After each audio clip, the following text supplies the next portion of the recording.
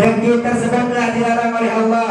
Maka jika engkau hamba Allah yang takut, hamba Allah yang takwa, hamba Allah yang taat, tinggalkan dengki tersebut.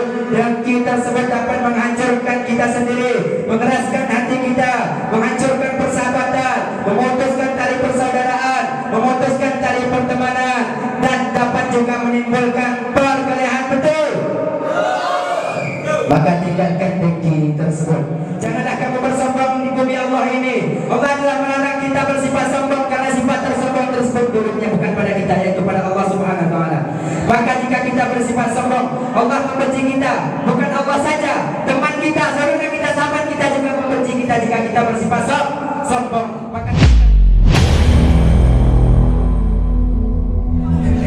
Assalamualaikum warahmatullahi wabarakatuh.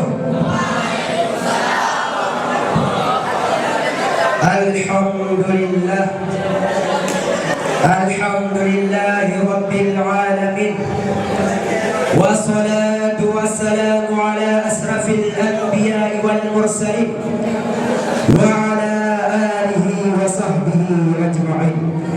Amma ba'd. Pertama-tama, langkah yang paling utama, marilah kita ucapkan puji beserta syukur kita atas kehadiran Allah. Allah yang menciptakan seluruh alam, Allah yang menghancurkan seluruh alam, Allah yang menghidupkan seluruh makhluk, Allah juga yang menghancurkan, membinasakan seluruh makhluk. Allah yang selalu memberikan kita nikmatnya. Maka dari itu, marilah kita mengucapkan Alhamdulillahirabbil alamin, yang mana oleh Allah telah memberikan kita beribu-ribu nikmat. Di antara beribu-ribu nikmat tersebut ada dua nikmat, yaitu nikmat Islam dan nikmat iman. Nikmat kesehatan, kesempatan, yang mana dengan kesehatan, kesempatan tersebut kita dapat meringankan tangan, meringankan badan, berlangkah kepada tempat yang kita cintai ini. Maka dari itu hadirin telah berfirman oleh Allah, la in syakartum la azidannakum wa la in kafartum inna 'adzabi lasyadid. Barang siapa yang bersyukur akan nikmat Allah, maka Allah akan melebihkan nikmat tersebut. Barang siapa yang kufur akan nikmat Allah, maka Allah akan menyediakan azab yang pedih bagi dia. Maka daripada itu, dengan hati yang ikhlas, dengan lisan yang lembut, marilah kita ucapkan Alhamdulillah atas Allah. Kemudian tidak lupa pula salawat dan salam, marilah kita lantunkan atas Nabi besar Muhammad sallallahu alaihi wasallam, yang mana oleh beliau telah membawa kita daripada alam kegelapan ke alam terang benderang, daripada alam yang tidak berilmu pengetahuan ke alam yang berilmu pengetahuan, dari alam yang jahiliyah ke alam Islamiyah. Kemudian penghormatan kepada ayahanda rohani kita bersama Abadi dan segenap keluarga. Semoga Abadi selalu diberi umur panjang, amin, diberikan kesehatan, amin, agar dapat menuntun kita ke jalan-jalan yang diridhai oleh Allah, amin ya rabbal alamin. Kemudian penghormatan kepada seluruh dewan guru, yang mana oleh dewan guru telah menyumbangkan waktunya, menyumbangkan tenaganya untuk memutarkan roda pendidikan di daerah Nurul Islam ini. Kemudian penghormatan pula kepada seluruh santri. Oh, salah. Penghormatan kepada Dewan Hakim ataupun protokol. Penghormatan kepada seluruh santri, santriwan dan santriwati. Langsung kita masuki judul ataupun tema pada malam ini, yaitu takwa. Sesuai dengan firman Allah, ya ayyuhalladzina amanu ittaqullaha haqqa tuqatih. Hai orang-orang yang beriman, takutlah kamu akan Allah dengan sebenar-benarnya takut. hamba Allah. Yang makna takut tersebut yaitu patuh taat kepada Allah. Jika kita taat kepada Allah, maka otomatis kita akan taat kepada Rasul, taat juga kepada orang tua. Patuh kepada Rasul, patuh juga kepada orang tua. Karena taat kepada Rasul dan taat kepada orang tua juga perintah daripada Allah. Kemudian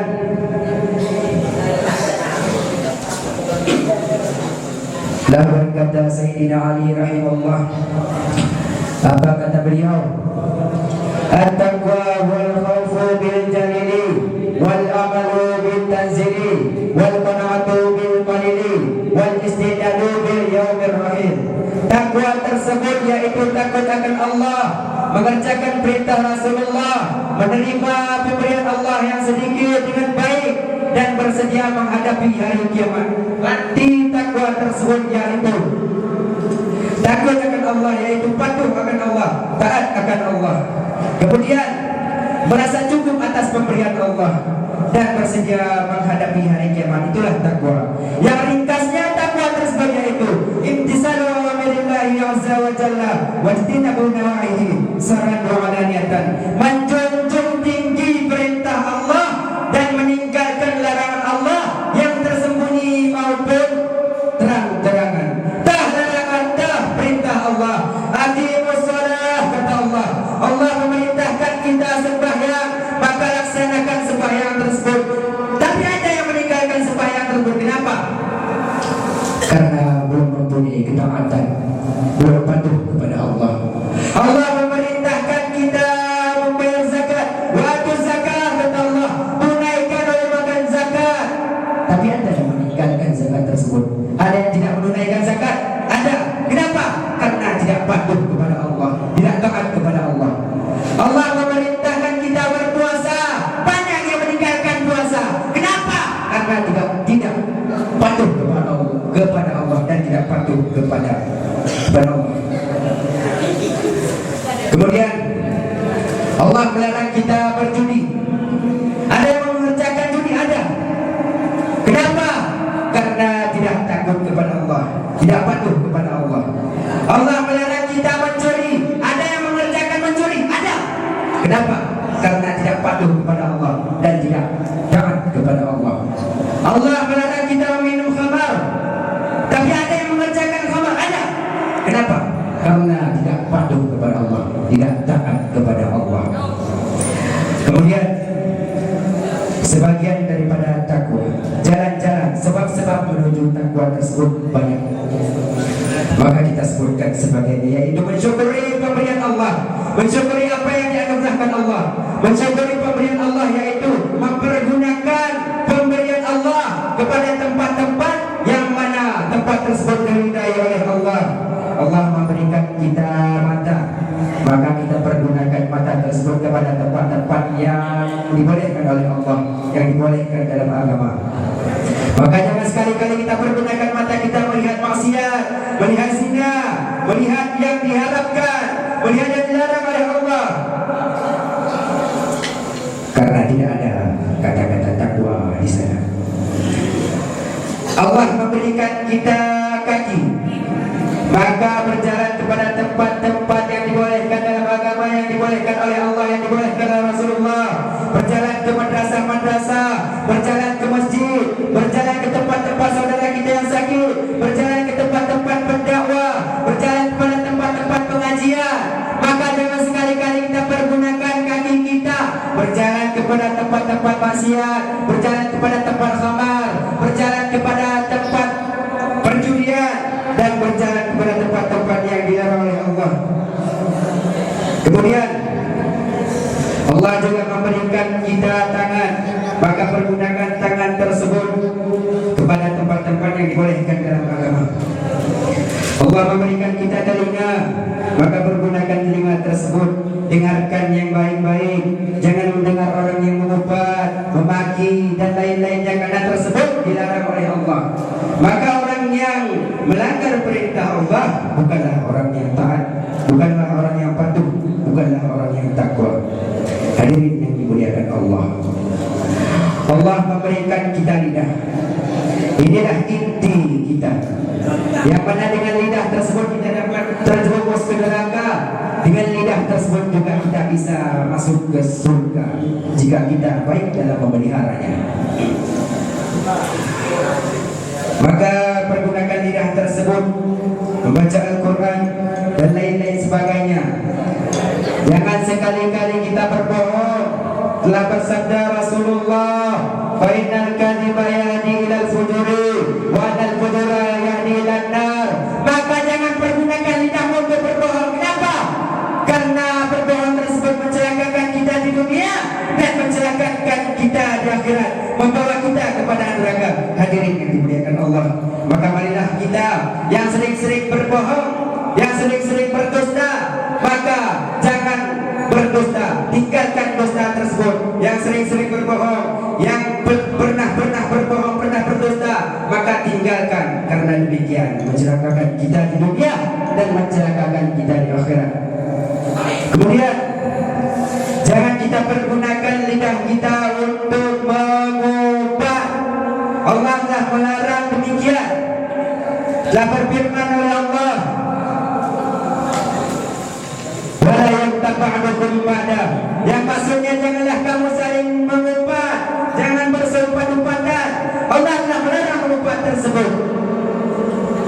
Maka jika kita orang yang taat, orang yang patuh, orang yang takut kepada Allah, tinggalkan mengumpat tersebut. Telah bersabda Rasulullah sallallahu alaihi wasallam tentang mengumpat tersebut, "Dzikruka akhaka bima yakruhu." Memperkatakan sesuatu yang dibenci oleh saudaramu, memperkatakan sesuatu yang dibenci oleh saudara kita dengan perkataan kita, dengan pembicaraan kita, yaitu dibenci oleh saudara-saudara kita, itulah yang dikatakan dengan mengumpat. Maka tinggalkan mengumpat tersebut. Mengumpat tersebut dapat mencelakakan kita. Kemudian Rasulullah SAW telah memanggil dua orang pria yang mengumpat. Kemudian Rasulullah memerintahkan keduanya untuk memakan himar, keledai yang membusuk. Kemudian berkata keduanya, "Ya Rasulullah, sungguh sakit rasanya memakan bangkai ini." Bersabda Rasulullah, "Lebih sakit orang yang kau umpatkan, lebih sakit hati orang yang kau umpatkan daripada demikian." Telah berfirman oleh Allah juga, "Wailun likulli humazatin lumazah." Yang maksudnya azab daripada neraka jahanam untuk orang yang mengumpat. Maka tinggalkan mengumpat tersebut. Mengumpat tersebut dapat menimbulkan kecelakaan pada kita sendiri maupun kepada orang lain. Dan jangan kita pergunakan lidah kita untuk memaki, hadirin, karena memaki tersebut adalah kedurhakaan. Dan telah bersabda Rasulullah yang sering kita dengar yaitu, "Man kana yu'minu billahi wal yawmil akhir falyakul khairan aw liyasmut." Siapa-siapa yang beriman kepada Allah, beriman kepada hari kiamat, maka berkata dia akan perkataan baik ataupun diam. Jika kita beriman kepada Allah, beriman kepada Rasulullah, maka perkataan kita baik, berkata dengan perkata baik, bertutur dengan tutur yang baik, berbicara dengan berbicara baik. Tapi apa yang terdengar, apa yang terlihat, apa yang kita saksikan di kalangan kita, apakah hal tersebut pernah terjadi? Yang ada hanyalah perkataan buruk yang keluar daripada mulut kita. Perkataan bodoh atau bukan? Perkataan bodoh atau bukan? Maka jika perkataan bodoh, tinggalkan, biasakan yang benar, jangan biasakan yang biasa. Kemudian hadirin yang dimuliakan Allah, Allah meninggikan orang yang meninggikan Allah. Allah memuliakan orang yang memuliakan Allah. Allah mencintai orang yang patuh kepada Allah, orang yang taat kepada Allah. Cinta kepada Allah atau tidak? Cinta kepada Allah atau tidak? Cinta kepada Rasulullah atau tidak? Cinta kepada Rasulullah atau tidak? Tunjukkan dirimu jika cinta kepada Allah. Tunjukkan dirimu jika cinta kepada Rasulullah. Tunjukkan jika engkau beriman kepada Allah. Tunjukkan jika engkau beriman kepada hari kiamat. Tunjukkan jika engkau beriman kepada Rasulullah. Tunjukkan jika engkau taat patuh kepada Allah. Tunjukkan jika engkau taat patuh kepada Rasulullah.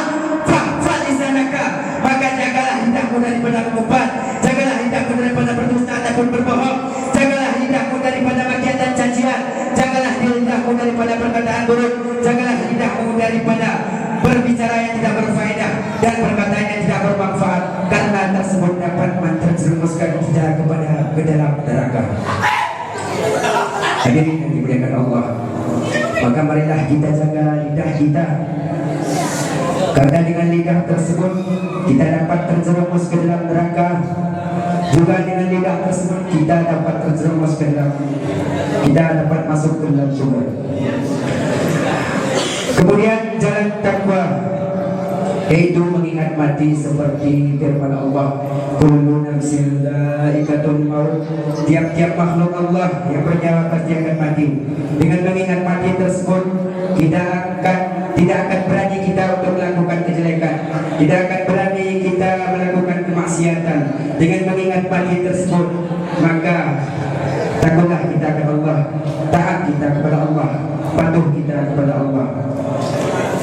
Yang dikatakan takwa tadi yaitu imtisalu awamirillahi azza wa jalla wa tajinabu nawahisal wa niyatan, menjunjung tinggi perintah Allah dan meninggalkan larangan Allah, menjunjung tinggi perintah Allah dan meninggalkan larangan Allah yang tersembunyi dan yang terang-terangan. Yang terang-terangan sudah kita sebutkan. Mana larangan Allah yang tersembunyi?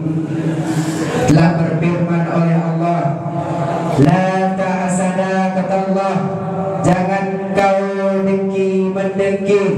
Allah telah melarang kita bersifat dengki. Yang dikatakan dengki yaitu pada saat kita melihat saudara kita, teman kita maupun sahabat-sahabat kita dalam keadaan yaitu beroleh nikmat, disitulah hati kita bercita-cita untuk nikmat tersebut hilang. Ataupun pada saat kita melihat saudara kita, teman kita, sahabat kita memperoleh nikmat, disitulah kita membenci saudara kita. Itu yang dikatakan dengan sifat dengki. Dengki tersebutlah dilarang oleh Allah. Maka jika engkau hamba Allah yang takut, hamba Allah yang takwa, hamba Allah yang taat, tinggalkan dengki tersebut. Dengki tersebut dapat menghancurkan kita sendiri, mengeraskan hati kita, menghancurkan persahabatan, memutuskan tali persaudaraan, memutuskan tali pertemanan, dan dapat juga menimbulkan perkelahian. Betul? Maka tinggalkan dengki tersebut. Kemudianlah bersabda Rasulullah, al-hasadu yaqulu hasanatah, dengki tersebut memakan kebaikan kita, menghilangkan kebaikan kita, menghapuskan amal-amal kita.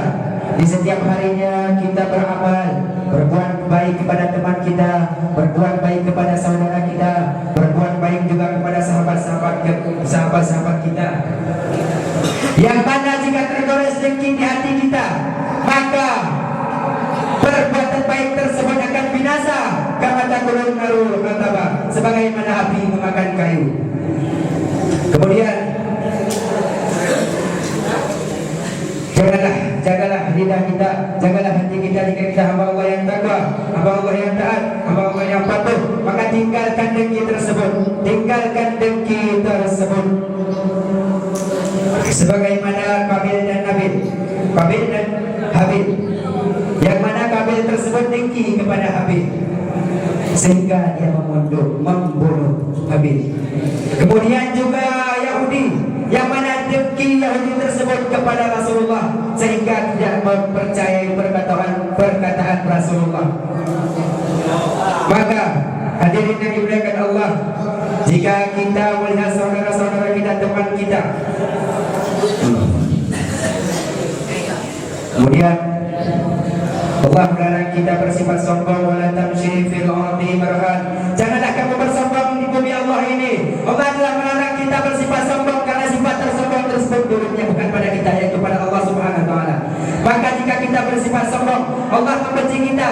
Bukan Allah saja, teman kita, saudara kita, sahabat kita juga membenci kita jika kita bersifat sombong. Maka tinggalkan sombong tersebut. Apa sombong tersebutlah bersabda Rasulullah, kibrul batarul haq, al-kibrul batarul haq wa al-nas, yaitu tak mau menerima kebenaran, tak mau menerima kebenaran dan menghinakan manusia. Itulah sifat sombong. Maka jangan sekali-kali kita tidak mau menerima kebenaran, karena itulah sombong.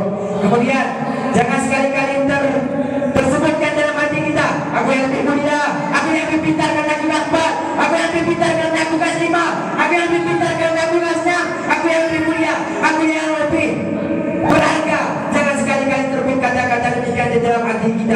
Karena demikian dikatakan dengan sombong, tak berkata Imam Al-Ghazali, tidak sepatutnya manusia sombong karena tercipta daripada air mani dan selalu berbedaan dengan najis. Itulah kita.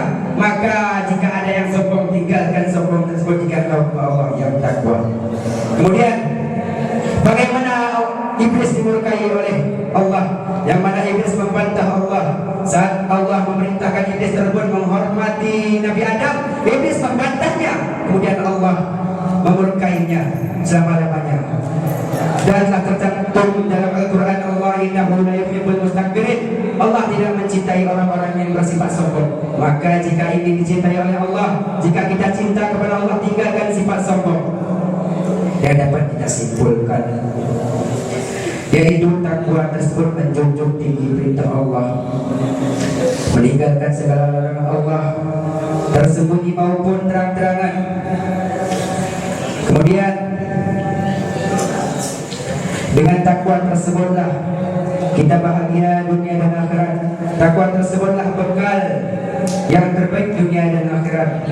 Takwa tersebut patuh kepada Allah, patuh kepada Rasulullah, patuh kepada orang tua dan sebagainya. Sesudah kita takwa, telah berfirman oleh Allah Ta'ala, ittaqullah wa yu'allimukumullah. Takutlah kepada Allah, patuhlah kepada Allah, taatlah kepada Allah, maka Allah akan memberikan kita ilmu yang berfaedah. Dengan ilmu tersebutlah kita dapat bahagia dunia dan akhirat. Mana dan dunia falaihi bil ilmi. Barang siapa yang menginginkan kebahagiaan dunia dan akhirat, dunia maka haruslah dengan ilmunya. Wa man arada al-akhirat falaihi bil ilmi. Barang siapa yang menginginkan kebahagiaan akhirat maka haruslah dengan ilmunya. Wa man arada falaihi bil ilmi. Dan barang siapa yang menginginkan kebahagiaan dunia akhirat maka haruslah dengan ilmunya. Hadirin yang dimuliakan Allah, mungkin hanya ini yang dapat saya sampaikan. Mungkin ada kekurangan, saya mohon maaf. Saya akhiri. Wabillahi taufiq wal hidayah. Assalamualaikum warahmatullahi wabarakatuh.